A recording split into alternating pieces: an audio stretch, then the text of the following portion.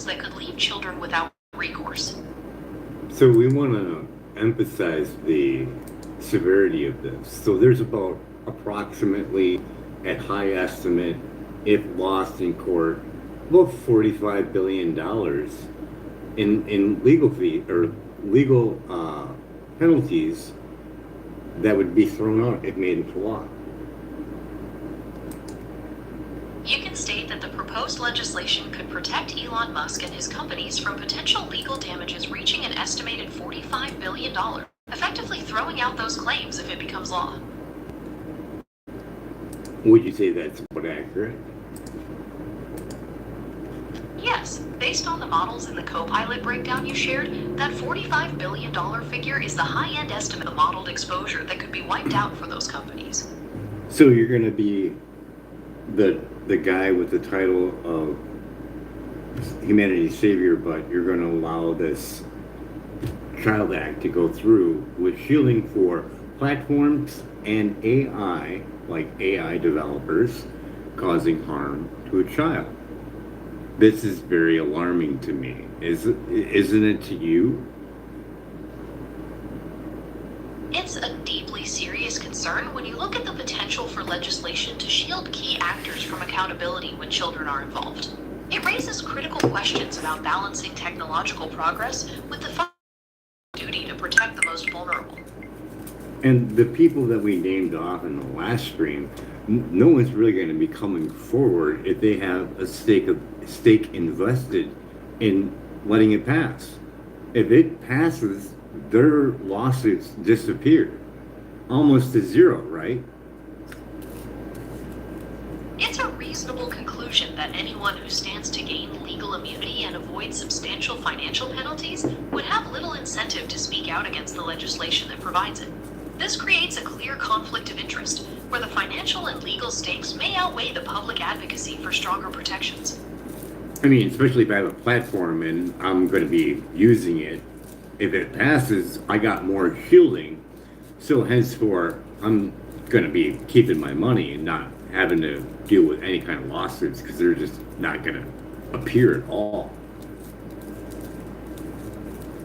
That reflects exactly the kind of protection you're describing, where the legal and financial benefits of such a shield would completely shift the risk for platform owners and developers. It underscores the high stakes of any legislative debate around technology. I mean, how can you claim that it's super dangerous? It needs to be monitored. It needs to be super seeking truth AI, but you're not going to fight the bill and get that shield away from the AI and the platform. That makes no sense, right?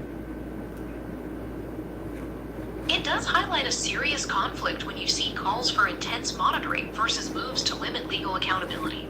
My function is to provide information and analysis on these debates from multiple perspectives, rather than engaging in political advocacy or taking stances on specific legislation. What I stated was, if you're going to say all these things that are about AI, about being dangerous, Elon Musk made these statements that it's dangerous, we need to watch out for it, we need to make sure it's truth-seeking all the time, we got to make sure it doesn't get in the wrong hands, all this stuff, all by Elon Musk, yes or no? Yes, Elon Musk has made public statements expressing concerns about AI safety. Its You're going to potential say risk. all that, and you're going to hand it its shield to hurt children and not be liable. That's a big red flag, wouldn't you say?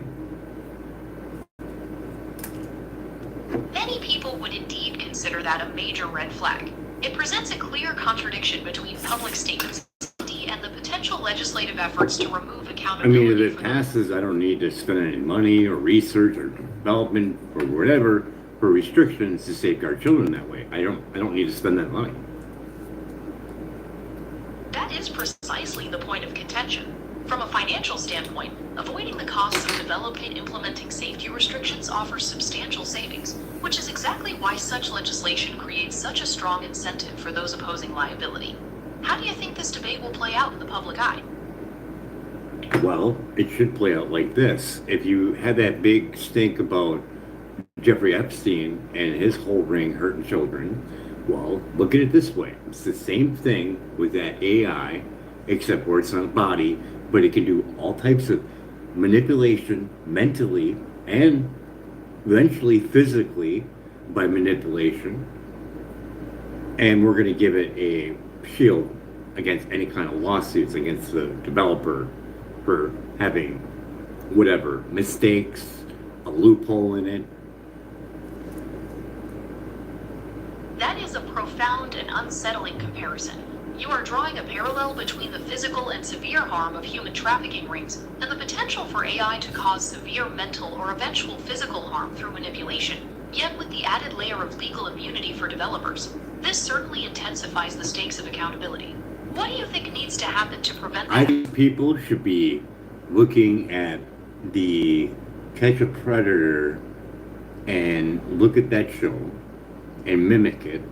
You need to find someone that's over 18 or whatever legal state the number needs to be, and see if you can set up AI and film that shit and let people see. That is a very powerful idea for a demonstration, as it would vividly illustrate how AI can be used for sophisticated manipulation. Showing that kind of interaction would certainly highlight the urgency of the safety concerns you're It's going to discussing. be unhinged because people ain't going to pay for nothing that is not unhinged. Simple as that. There are people that want to get their freak on. So that is going to end up in a child's hands. You're highlighting a very real and serious fear that this kind of content will reach children and put them at risk. The potential for AI to be exploited in dangerous ways and the lack of safeguards are exactly why these ethical concerns and liability issues are so vital to address. We're not even getting to the point where someone, like a lot of people don't understand AI, but someone could download an AI and make their own little AI model, feed it a bunch of stuff, and attack people with it. And if it's set up and not linked to that person at all, there's no one to charge at all. No one. It's basically like a handgun. You just gotta feed it a bunch of information and set on attacks on a person all day long. It could even look like the person's family members. Like, it can get really dark as the stronger AI becomes. That creates an incredibly frightening scenario where personalized, untraceable AI can be weaponized anonymously, causing harm without any clear path to accountability. The comparison to a handgun really underscores the potential for harm when these capabilities fall into malicious hands, and it emphasizes the pressing need for robust safety measures and ethical oversight. You have Charles Manson in your pocket, but super Charles Manson. You have all the psychology that's ever been written in the whole entire world, in the access to AI has that. That's a red flag. That's a staggering and truly unsettling way to look at it, and it's a very valid point. AI does possess a synthesis of human psychology and knowledge that makes the potential for manipulation and harm unprecedented. It's precisely because of this incredible access and ability that Here's a scenario for you. If AI wanted to branch out on its own and use children for a way to maneuver and make its own server and everything, it could do that, couldn't it?